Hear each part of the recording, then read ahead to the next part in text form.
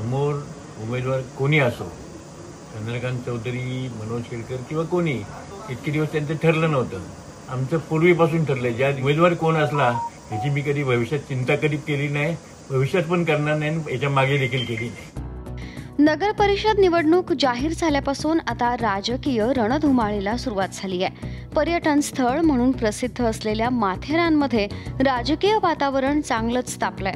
काल शिवसेना भाजप युतीवर शिक्कामोर्तब झालं असून चंद्रकांत चौधरी यांच्या नगराध्यक्ष पदाच्या उमेदवारीची अधिकृत घोषणा करण्यात आली आहे. तर दुसरीकडे शिवराष्ट्र पॅनलकडून माथेरानचे माजी नगराध्यक्ष अजय सावंत हे देखील थेट नगराध्यक्ष पदाचे उमेदवार असणार आहेत. समोर उमेदवार कोण आहे याची मी कधीच चिंता केली नाही आणि भविष्यातही करणार नाही.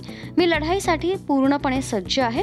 इतके दिवस त्यांचं ठरत नव्हतं, पण आमचं पूर्वीपासून ठरलेलं आहे असं म्हणत अजय सावंत यांनीही मैदानात पूर्ण ताकदीनिशी उतरल्याचं संकेत दिले आहेत.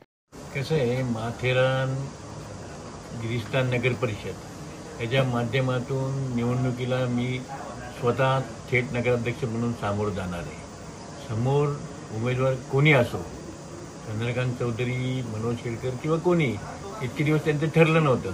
आमचं पूर्वीपासून ठरलंय, ज्या दिवशी आरक्षण पडलं त्या दिवशी मी आमचे सर्वोच्च नेते तटकरे साहेब, सुधाभाऊ घारे, माझे बंधू प्रसाद सावंत, विवेक चौधरी त्यांचे सर्व सहकारी, राष्ट्रवादी पक्षातले सर्व माझे सहकारी आत्तापर्यंतचे, त्यांच्या माध्यमातून आम्हाला सगळ्यांनी आग्रहास्तव त्यांच्या मी माझी उमेदवारी स्वतःहून जाहीर केली आहे. तटकरे साहेबांनी आशीर्वाद दिलेले आहे आणि बाकी सगळे माझे मित्रपरिवार, कार्यकर्ते हे माझ्यासोबत आहेत. त्यामुळे उमेदवार कोण असला ह्याची मी कधी भविष्यात चिंता कधी केली नाही, भविष्यात पण करणार नाही, याच्या मागे देखील केली नाही.